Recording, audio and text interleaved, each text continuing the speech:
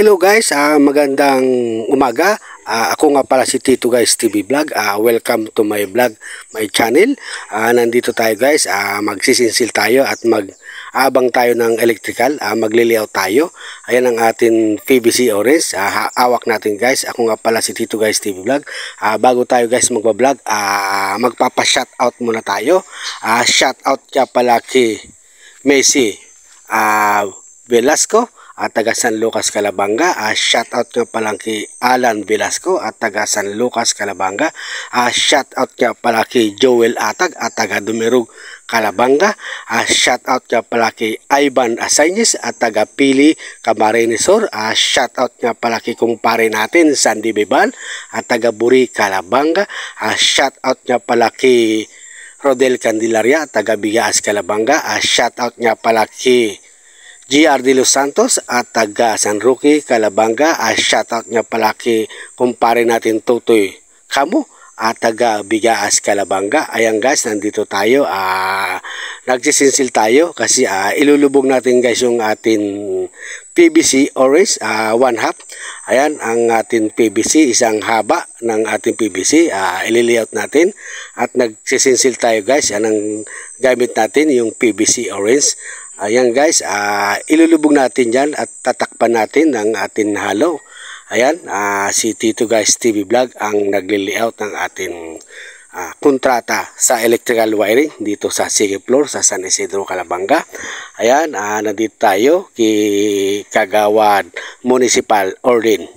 Kagawad, bahay niya to guys. Ang ginagawa natin, yung electrical niya. Ayan guys, gagamit tayo ng solvent kasi ilalagay natin dyan sa PVC orange.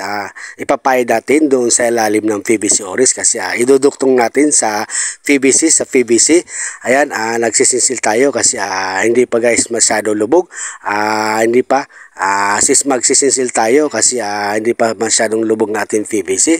Ayan, pagkatapos guys ng ating magsisinsil dyan at gagamit tayo at gagamitin natin guys ng paleta at tatabunan natin ng halo ng ating PVC para matabunan ng ating PVC orange dito sa pader guys. Ayan, nagsisinsil tayo ngayon para lumubog ang ating PVC para paghalo natin lubog na lubog guys yung ating PVC orange dito sa ating pader. Ayan guys, ito naman si Tito guys TV Vlog, nagsisinsil. Guys, thank you. Sana wag kayong masawa sa suporta ng aking vlog. Sana panoorin niyo po, suportahin niyo po ang akin channel na Tito guys TV Vlog guys. Ayan guys, pantay na.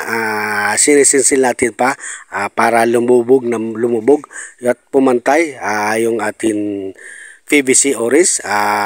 Yan guys, 5 PVC orange, isa dyan guys, 3/4, isa naman ang atin apat guys, ang atin 1/2 at ilulubog natin dyan guys ang akin hawak-hawak, 3/4. Ipapantay natin, ayan, at pagkatapos guys, isusolvent natin, tapos ididikit natin sa PVC, ayan, titesting natin guys, baka okay na, baka lubog na ng ating PVC sa ating pader. Ayan, titingnan natin kung okay na para tapalan natin ang halo. Ayan po, maraming salamat po guys. Thank you very much.